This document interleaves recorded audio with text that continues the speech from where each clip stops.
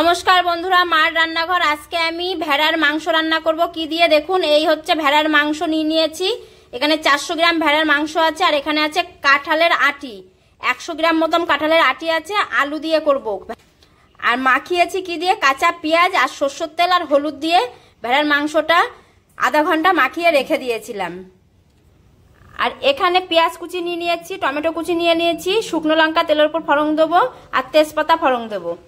তার সাথে আছে লবণ, হলুদ, সরষের তেল, আদা, কাঁচা লঙ্কা, জিরে, রসুন, শুকনো লঙ্কা বাটা। আমি সবটা পেস্ট করে নিয়েছি। প্রেসার কুকার বসিয়ে দিয়েছি। আমার পরিমাণ মতো আমি তেল দিয়ে নেব। পরিমাণ মতন সরষের তেল দিয়ে নিয়েছি। তেলের ওপরে শুকনো লঙ্কা আর তেজপাতা দিয়ে দিচ্ছি। পরিমাণ মতন পেঁয়াজ দিয়ে দিচ্ছি। ভেড়ার মাংসটা প্রেসার কুকারে করছি, দেখতে থাকুন বন্ধুরা। পেঁয়াজটা ভাজা হয়ে গেছে, টমেটো কুচিটা দিয়ে দেব। টমেটো কুচি দিয়ে ভালো করে একটু ভেজে নেব। আলুটা আমি ভাজিনি, ঝোলের মধ্যে কাঁচা আলুটাই দিয়ে দেব। টমেটো পেঁয়াজটা ভাজা হয়ে গেছে, আমি মশলাটা দিয়ে দিচ্ছি। মশলাটা দিয়ে ভেজে নেব।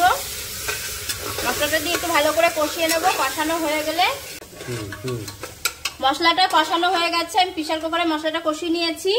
মাংসটা দিয়ে দিচ্ছি, এই যে ভেড়ার মাংসটা দিয়ে দিচ্ছি। তার সঙ্গে এই দেখতেই পাচ্ছেন আপনারা কাঁঠালের আটি আছে, একসঙ্গে আমি কষিয়ে নেব। এভাবে আমি এই মাংসটা 10 মিনিট ধরে কষিয়ে নেব।